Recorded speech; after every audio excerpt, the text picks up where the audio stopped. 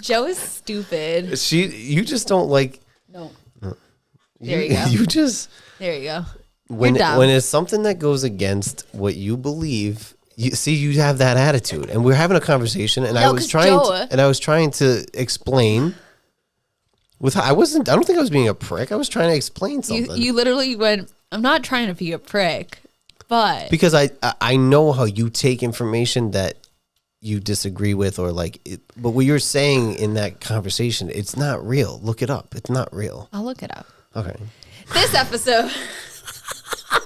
Fucking punk bitch. Someone help me. Someone just get me out. I'm ready to go home already. You already have a headache? Yeah, I'm already done with you today. It's only been 40 because minutes. I hit you with like logic and like fact. I don't have the energy. Okay. What are we talking about for real? Quiet on Set. So it was a documentary, a two-parter, I believe, that came out on Investigation Discovery. Red light. Red light. Do you have a red light on that one? Green light. Okay, because I did it like 5 minutes ago, so I kind of forgot. Yes. Quiet on Set, which was a documentary that came out on Investigation Discovery, and it talked about childhood actors. So we'll get into the topic of, would you ever send your kids to do child acting? I feel like I already know your answer, but we'll go down that rabbit hole after. So what this talked about was it interviewed kids who are now adults on some of our favorite shows, like All That. Was it specific to Nickelodeon? Yes. Okay. So it was All That. Zoe 101. I mean, they touched base on like Sam and Cat, Victorious. Those were the main ones that they really touched base on. All That was like the primary focus. Oh, and the Amanda Show. Mm-hmm. This whole time they were kind of teasing, not taunting, but like teasing that there was a specific person who's never come forth about their story ever that they were going to release. So this whole time you never knew. When I was seeing it, I thought it was, are you good? You got a hiccup. I just felt like a convulsion happen. They're like heavy hiccups. I'm trying to keep them internal. So this whole time people thought it was like Amanda Bynes because she's never come forth about her story, but obviously she's been through some really hard times. Or Jeanette McCurdy, but she kind of already talked about her story in her memoir. Yeah. What is it called? Something Glad about my mom's dead. Yes. So people thought it was that, and I'll get to who it actually was afterwards. But they talked about, I don't know if you remember, but on All That, why are you smiling? I don't know if you remember, but on All That, they had these on-air dares.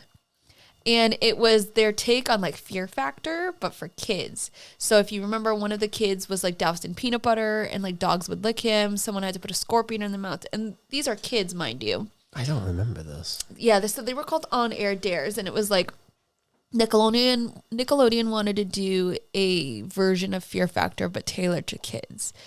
But scorpion down your pants or in your mouth? In your mouth. So as adults, now people are coming out being like, what happened at Nickelodeon Studios was wildly inappropriate. Things that happened with Dan Schneider, where he was incredibly toxic, a toxic place to work, a toxic boss to have. He was receiving massages from women, like in front of everyone, degrading women that worked for him. Yeah. Everyone was replaceable. And so a lot of these childhood actors came out, and it was so weird and bizarre to see them as grown-ups, because I remember them as these kids from these shows that I like loved and adored. But they talked about how toxic it was. And there was someone, specifically, his name is Brian Peck, and he was a like one-on-one like direct person to Dan Schneider. He was like an acting coach. He said that he was like the creme de la creme, like he was the best person, whatever. Come to find out, he had abused the person who was in the shadows that was teased for a few weeks, and come to find out that person was Drake Bell, and he had never talked about it. So a lot of the kids from all that, as kids, found out that Brian Peck had left the show, and no one knew why. Everyone knew he was kind of weird. There was another guy who had found child, I don't want this to get like censored, so child videos at his house. So he had gotten charged with crimes. He would take undergarments of children and put them in little baggies with their name on it, and he would keep like. Is he still alive? Yes. Jail? Yeah. No, he's out, I believe. Was he in jail? He was. He did serve time.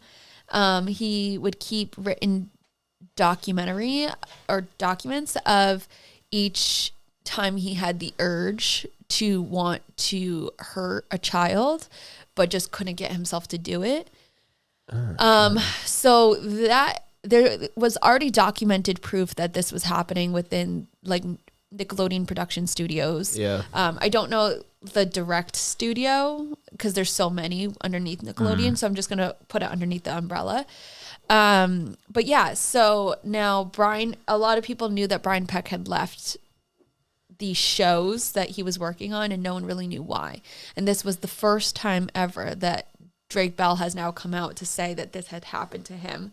And it was the way he describes it was, think of the worst thing ever that you could do to violate someone.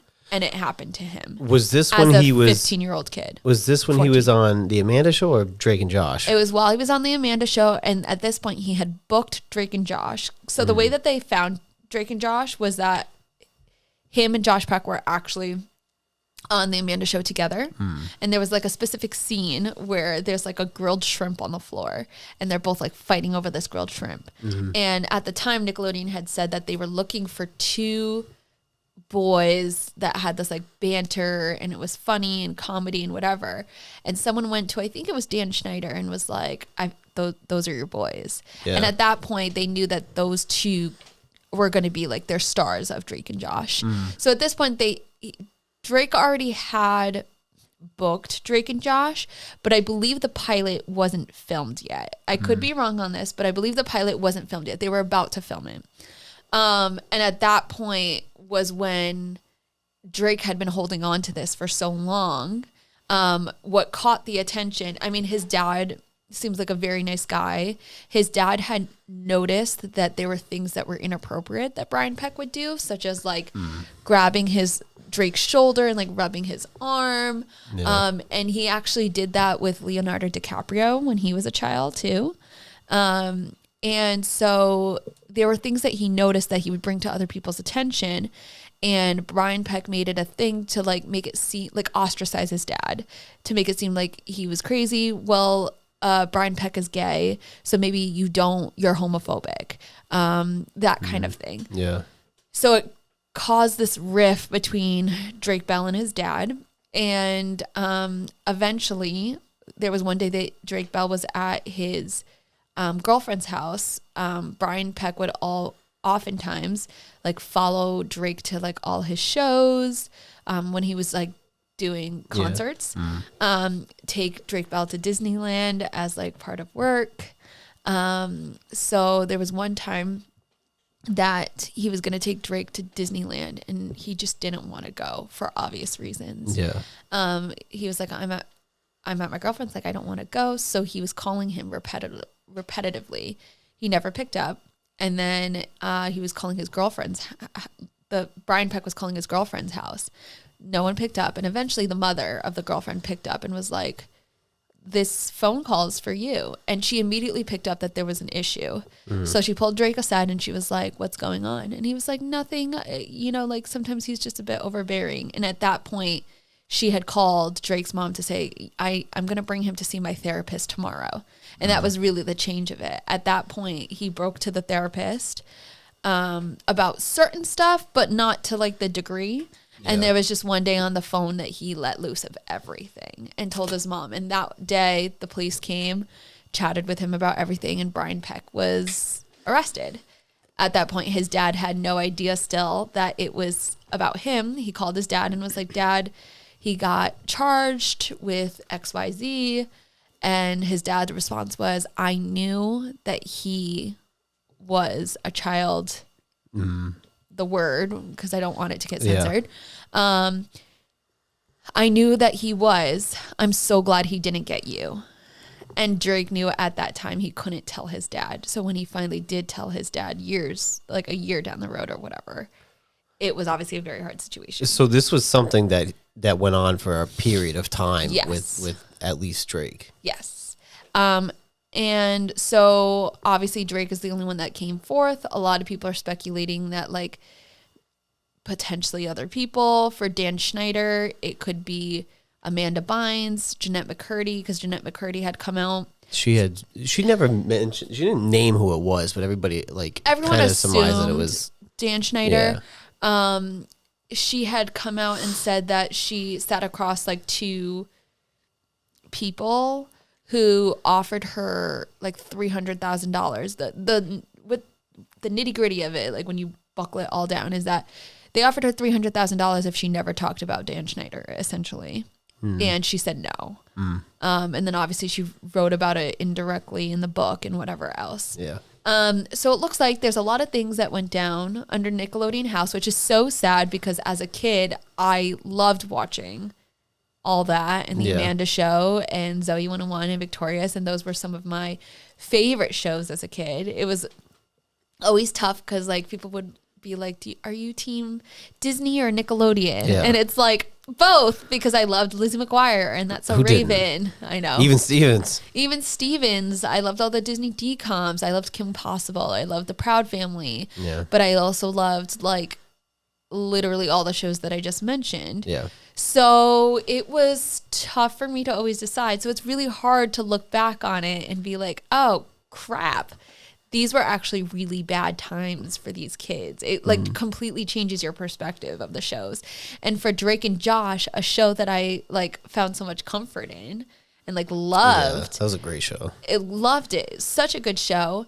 It's hard to think that at that point, that was Drake's out finally, where he no longer had communication with Brian Peck. And like that, he talks about how that show like not saved him. He didn't use that word, but like it was a release because now he finally got to do what he loves to do, which he loved performing. He loved being an actor. And like now he didn't have this person who was an awful person to him. So yeah. So now you have the backstory of it. Yes. Would you ever, now knowing what you know, but Nickelodeon has come out and said that they've completely changed. They put in safety measures and blah, blah, blah, blah, blah. Sure. Like since then, this was years ago, whatever.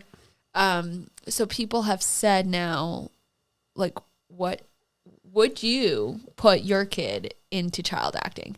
And some of these child actors have said, yes, I will still. Others, many of them have said, no, I would never put my kid. Right. So how do you feel about it? After I just talked for the past 10 minutes. But you needed to know the backstory. Yeah, because you had mentioned that it might be Amanda Bynes on, I think just in conversation that you had said that. And that's I think I said it on an episode. You might have. Yeah, because I remember like I heard it from you. And she's been popping up more and more. Yeah. A lot. If they were passionate, and you could tell with some kids, like they're passionate, they like to act, they like to perform. If they were passionate about it, I wouldn't say no. But it's also like, it's to me in a way, and I don't know like what I'm sure the level is a little bit creepier in Hollywood, but yeah, it's really no different than sending your kid to school and there's a teacher that gets, do you know what I'm saying? Like, it's like, I think you try to limit the exposure that your kid gets, because if you're, even if they're just going to public school, if my kid's going to your public school, then I'm putting them in your care. Yeah. So if there's anybody that's in that school that is violating that trust of caring for the kid, then we have a problem. Right.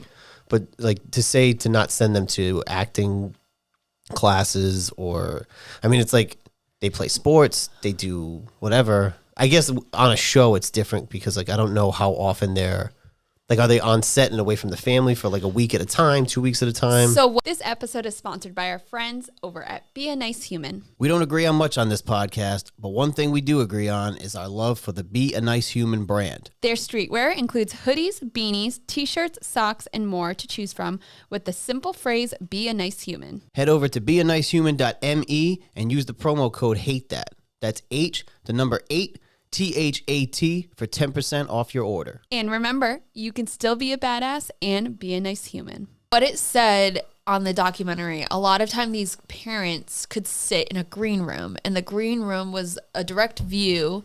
It's a green room. Yeah. So a direct view of what was happening on set. So you could see what was going on with your kids.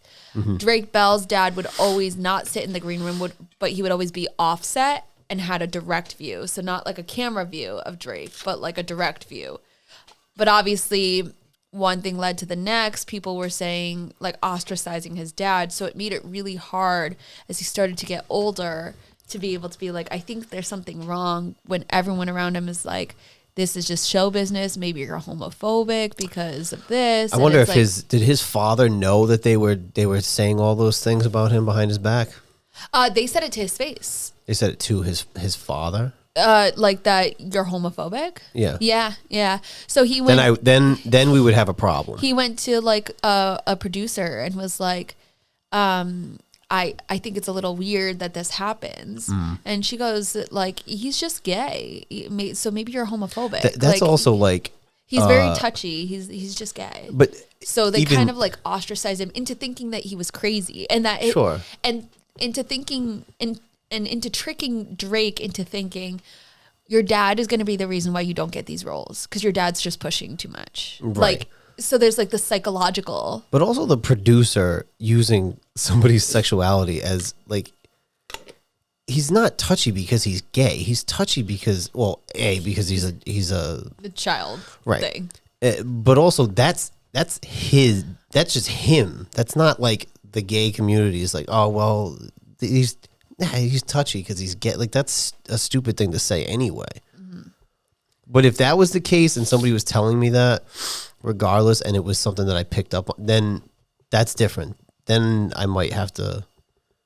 So how would you feel about, this is obviously not a situation that you're in, but so one of the kids that was on all that, he had, I think it was like, I can't remember what it was. It was like soda or something. And what it was that like he thought eventually he would be able to get like his family out of like the projects and like really build a life for them and whatever. And he was on all that, and he was one of the few African American kids on all that. And what had happened was they had made it seem like he was selling, let's say, soda. I don't know I can't remember what it was, but he was selling soda. But the way that they were making it seem was like he was selling, I don't want it to get drugs. Okay. Sure. So the mother came out afterwards and was like, I think it's really inappropriate that you're making like the kid who's black seem like no other kid is being asked to do this, but it's the black kid that's like the seller of like, you know, like it's doing that kind of stuff. So like it wasn't just the predatory kind of things that went on. It wasn't just the racism that went on. Yeah. And there was sexism, and there was like, there's so many umbrellas that went into it. So in other situations where you say, you know what, like that's a problem in and of itself. If someone ever told me like I'm homophobic because of like, that's inaccurate. What would you have done in that situation? But also like, what if it wasn't just that? What if it was like other things? There was sexism, racism, whatever. Like, do you still feel comfortable having your kid in Hollywood? Even if you have a direct view, even if you're keeping a close eye on your kid, like, is there any part of you that you're like, ooh?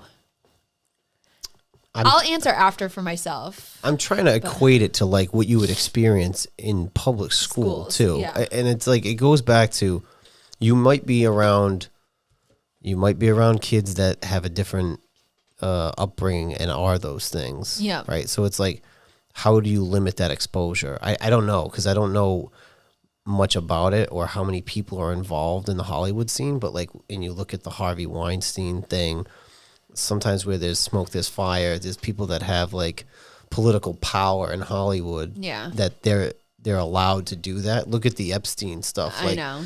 It's like, that list will probably never come out because it's so in depth. Everyone's on it. And it's like, but then that's when you look at politics and maybe it's similar with Hollywood to some extent. There's so many layers involved that it could potentially sink the ship. So like that list, I don't know if it'll ever come out. I don't know. If the kid was in the Hollywood, I don't know. None of them ever really turn out without any sort of like, even just growing up differently like that, like growing up in the public eye. Like I would assume, well, I don't know. I'm not going to assume. I would think that potentially like none of that, maybe say that didn't happen to Justin Bieber, right? Right. Say nothing like, I don't know if it did or it didn't. I'm just saying, say it didn't. But he still grew up in that spotlight to where I don't think it was healthy. Because there was so much attention on him. There's so much attention. Like he's a kid being a kid, and then it just gets magnified. Now people like quote unquote hate him for being, like a 15-year-old for doing kid. Mistakes. Like we all do, yeah. if not worse. Yeah. So yeah, I don't know. It's definitely a slippery slope. So because of that, would you put, like, if your kid was like, hey, Mommy, Daddy, I want to go to this audition and it's for a Disney Channel show, knowing that the outcome could be a Justin Bieber, a Jenna Ortega, a Amanda Bynes, whatever situation. Sure. Would you allow them to do that? If they were passionate about it and I could tell it was something that they really wanted, I wouldn't say no. Okay. It's like, I also wouldn't want my kid to play football because of the risk. But if you were passionate and that's what you wanted to do, but I would have to make sure that you were safe. And I don't know what measures that would be. Right. I don't know what measures that would be, Yeah. but like I would do anything to make sure that it was safe. I'm in the same realm. So for me, like football, another situation of that. Like, it's like, would it be my ideal sport for my child to play? Absolutely not. Right. Go play basketball. Like, go do something else. Right. Baseball, soccer. Anything else. Football is not it. However, do you stop a kid from doing something that they really want to try or do? Mm-hmm. No. Like, right. You don't want to kill their passions. And the same goes for acting. As someone who was a child and wanted to act and my parents said no, like that was really, really, really tough for me as a kid because I wanted to do it. And now that I'm an adult, like I try to do things, but I feel like I missed my leverage as like a child. So yeah, I feel like if I had a child who wanted to do it, I would allow them to. I just don't also know what the safety measures would be. Like I would make sure I keep my eye on them, and they have kids that or people that look out for like child safety on set. Yeah. But like those people were problematic. They talk about it on the documentary. So it's like truly you just have to go into it really not trusting a lot of people is the way that I think I would go about it. Like trusting nobody and just making sure that I take matters in my own hand. And then also just checking in with the child to be like, are you sure this is something you still want to do? And never feeling like it's pushed on them. So being like, do you still love it? Yeah. Do you still like doing this? Not like, okay, let's go. Time to go. And like them hating having to go do it just because it's something that potentially I wanted as a child. Like, if there's any point that they stop loving it, I would want them to feel, okay with not doing it anymore. And I would, again, I don't know for sure. I would hope that those incidents are not in the majority. I'm not downplaying it. What I'm saying is like, I hope that's, I'm sure it's more common than we know about, but I hope that that's not really the case. I know. You need to watch the documentary. I'm going to have to watch it because I remember like it's tough. I watched an interview with Hillary Duff. Of course. And I think that question came up, this is like a year or so ago. And she said, yeah, because like when she was a kid, she wanted to act and, like she's glad that her mother allowed her to go to acting classes and go to auditions and stuff. So Yeah. If that's the passion, then stick to it. Right. But you run that risk of kids going to school, going to daycare. It's like, I mean, a lot of people at this point question, like, who else? Who isn't talking and who will never talk about it? But, like, for the sole fact of their, like, image, or they don't, like, that's why Drake Bell didn't want anyone to know, because he was starting this new show of Drake and Josh. He didn't want to be known as the kid that went through that. Yeah. So he kept it anonymous. He would go to court. People wrote letters without knowing the full story, in support of Brian Peck. Yeah. So the court system had letters from, people from like Sex and the City, and like people from Friends, and people from like lead actors and singers, of being like, Brian Peck is such a pleasure to work with. Some of the things that it included, which blows my mind, is I think Brian Peck would never do anything like this unless he was pressured to do it. And these are written by like, oh my God, Eric from Boy Meets World, right, wrote that one, I believe, that said like, I don't believe that he would do anything unless he was pressured. Like, yeah. So, but everybody's experience is different. So, I mean, his relationship with him was that, right? Did you ever watch the documentary on Lou Pearlman? No. He was the manager of Backstreet Boys, NSYNC, and like other boy bands and bands. But you know that story at all? Mm-mm. Basically, he had himself in the contracts as like a sixth member, and he went to jail for like embezzlement and stealing their money. Shut up. Oh yeah, I think it's on YouTube. It's free, I'm pretty sure. But and I forget who like broke it first. Who was the one that was like, this shit don't, because he was pitting NSYNC against Backstreet Boys, and then eventually when they started like talking to each other, like, this shit. Oh, he's a sixth member of your band too. Like, this shit doesn't make sense. But like Aaron Carter was on there, and his experience was like, he would never do that, and he was a good guy. Blah, blah. It's like, but that was your experience, but other people don't have that same experience. Right. So, right. So you should watch that one though. I'll watch that one. A lot of people had later come out saying, since then, obviously, being like, I was in the wrong for ever sending that video or sending that letter. My knowledge wasn't well versed at the time. So people have since retracted their statements. I mean, and you can't hold somebody to that, because that could be like any one of people, like somebody you work with that you vouch for. Like, I vouch for you based on my interactions and experience with you. Yeah. But if I find out something later, then I would be like, oh, I didn't, like, you're just not aware of it. You can, you're only giving with the information that you have. Yeah. It was definitely one of the most. What's it on? It was on Investigation Discovery, so it was What's on that? Camp. It was on cable, but it's done streaming. So I think for those you can who watch don't, it now. For those who don't have, because you don't have cable now. It would be. Let me see. Where can I watch Quiet on Set? Discovery Network and Max. So you could download the Max app and do it on that. On like, I think they do a 7-day free trial, and then Discovery Max. Okay.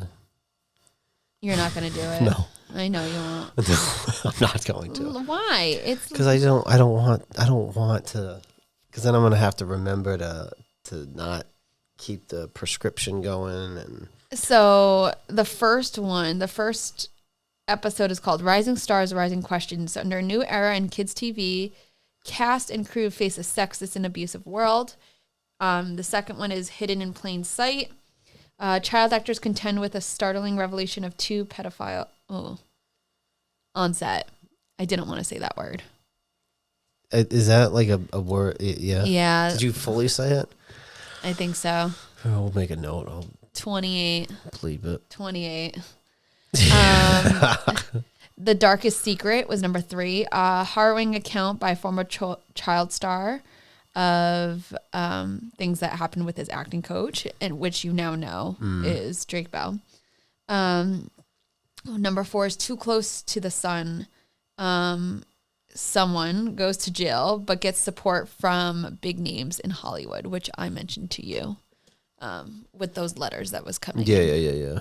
So it was very good. It says, witness the untold story of the toxic world behind 90s and 2000s kids TV. Like I said, it just changes your perspective of a lot of things. I mean, nothing's ever come forth about Disney Channel. And when people always used to ask me if I like Disney or Nickelodeon, I never wanted to choose. But when people would make me, I would always choose Disney because I always loved those shows. Like, I would catch myself going on Disney so much more. And I'm like, I'm hoping that nothing ever comes out with Disney because it's just so heartbreaking. I think, I feel like I watched more Nickelodeon when I was younger, and then I was getting a little bit older. I was watching more Disney, maybe? I don't know. Because, like... I think I watched both. I mean, I watched Lizzie McGuire for, like, all of the seasons. Like I said, That's So Raven, like... But then again, I would watch, like, Rocket Power and, like, Angry Beaver and, like, stuff like that, which I think... Those were all Nickelodeon. They were Nickelodeon, right? None of those were Cartoon Network?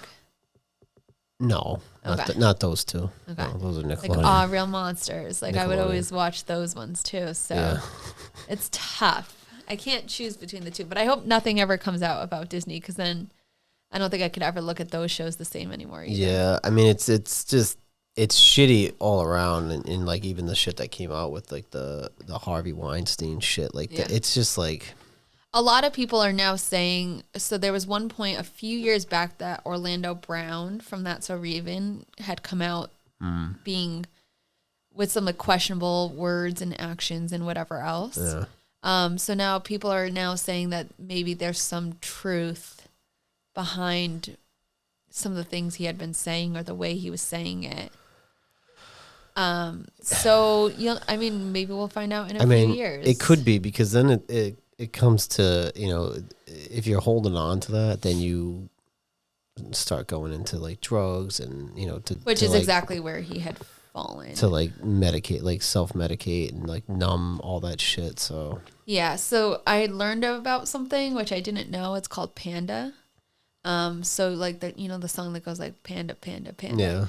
Yeah. So what Orlando Brown had said in an interview is that, when relations happen that are not supposed to happen, that aren't via consent, if you can get where I'm going, he said that there's a nerve essentially that can cause panda eyes, which is like it's like dark circles. Essentially, you just look like lifeless. And he said, he was saying that happened to him, and that happens with a lot of people in like the celebrity world, and it's just not talked about. Yeah. So I'd be curious to know, like, whenever people feel more comfortable, what else is happening behind closed doors that we just don't know of, which is super unfortunate.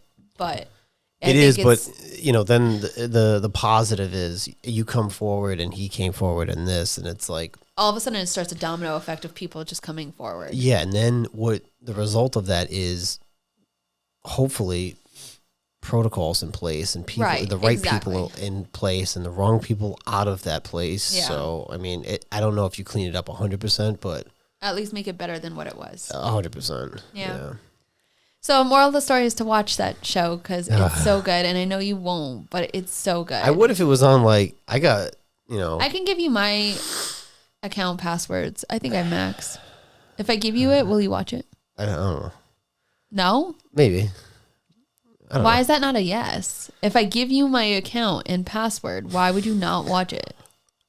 Because I feel like if I say I will, you never. It's not that say I don't you want will. to. It's not that I don't want to. But if I say I will, then you'll hound me. Because you never watch anything I say. Because you wanted me to watch like 9 seasons of Breaking Bad. I wanted to watch Breaking Bad, which is I heard it wasn't good. It's a great show. I heard it wasn't good. You heard it from one friend. He knows though. When Breaking Bad has won so many awards, people talk about it religiously to this day. You would like Breaking Bad. You just didn't give it a fair chance.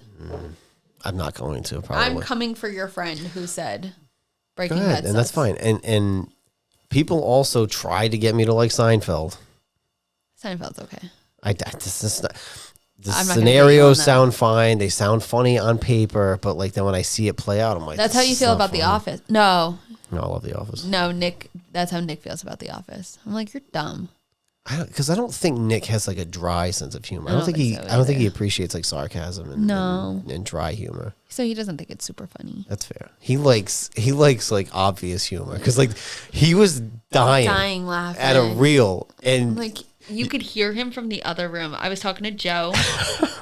In one room and Nick's in the other room geeking for like 3 minutes straight. I'm like, all right, like I get it. You think it's funny.